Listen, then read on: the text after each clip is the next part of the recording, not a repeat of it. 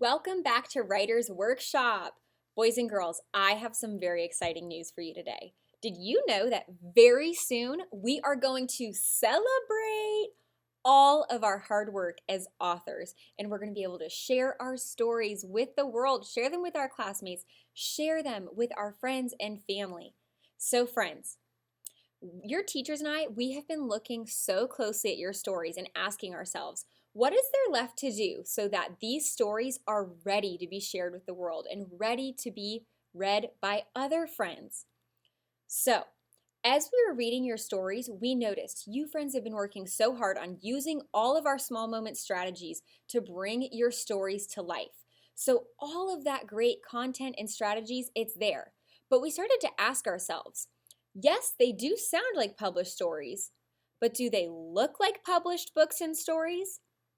So friends, what we want to teach you today, we want to teach you that writers put a lot of finishing touches on their books so that they are ready to go in the library for others to read. You've worked on the story part, and now we're going to make it fancy so that it looks like a book.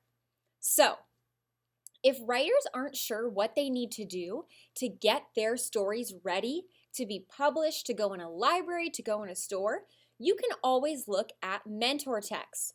So let's look at our book, Night of the Veggie Monster. Let's look at this story. And what do we see on the cover that might be missing from your books?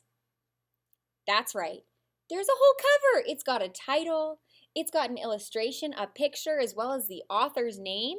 So I think that is something that we could add to ours, is a title and a picture. So friends, your teacher, if you're learning in person, they might give you a white piece of paper that you can go ahead and you can draw your cover and your title and your picture to staple on to the front. But before you do that, can you help me figure out how George came up with the title and picture for the front of his book? Let's look at the title. Night of the Veggie Monster. Well, you know what? I know that the character in the book, he really does not like eating vegetables. So much to the point that he almost acts like a monster when he starts eating vegetables and brings it up to his mouth. And so I think that's why they call it Night of the Veggie Monster. And you know what? That title sounds so much more fun and exciting than I ate a pea for dinner. I had to eat a vegetable. Does that title sound very exciting? No! But when it says Night of the Veggie Monster, that sounds so exciting. And it's talking about really the most exciting part of this story was when he started acting all crazy because the vegetable was about to be in his mouth. And so that is what I want you to see that writers do. They think about their story, they think about what were the most exciting parts, and they put that into a title to make their readers understand what their story is about, but also get them excited to learn more. And I also noticed when I look at these mentor texts that the illustrations need color and details to make the readers feel like they're in the story and that they're really seeing it. And so, friends, when you are looking at that title page, you'll see that the pictures, they match the story, don't they? Did this show a picture of a dinosaur? For Night of the Veggie Monster, would it make sense to have a picture of a dinosaur or a shark? No, because those animals were nowhere in our story. So we want to make sure that the pictures match the story. So writers, when you are looking at your own books, remember we picked those one stories that we were going to zoom in on.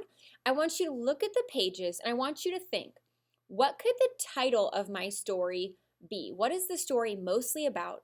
And what is an exciting title that would tell my readers a little bit about what the story is about, but also get them excited to read more? So, after you pick your title, I then want you to think about what picture you could draw on the cover. Maybe you're going to think about what characters are in your story, maybe what objects, maybe if it's about you playing football, you'll have a picture of you and a football that you're going to draw. And we want to make sure that we add those details and colors to that cover page. Now, if you're working digitally, you'll have an extra blank page at the front where you can create your title page, just like a published book. And so, writers, I want to remind you that as authors, you writers will make sure that these illustrations, these pictures, have details that help bring them to life. Think about where you were, those objects that were there, and what each person was maybe even wearing so that you can think about what you're going to draw on that cover page. So, writers, when I read aloud to you, I always try my best to use my storytelling voice, just like I'm telling a story. So, friends, I have a special task for you. As we get prepared for our writing celebration, I want you to take the time to practice reading your story in your best, absolute best storytelling voice. That means if you're on a page where you're talking about something sad, the story has something sad to say, maybe your voice is going to sound sad as well to match the story. If you're reading a page that's exciting about how maybe everyone was singing happy birthday or shouting happy birthday, read it like that. And my friend said, happy birthday! It was so fun. Use those types of voices, friends, to match your story and to practice to get prepared for our writing celebration.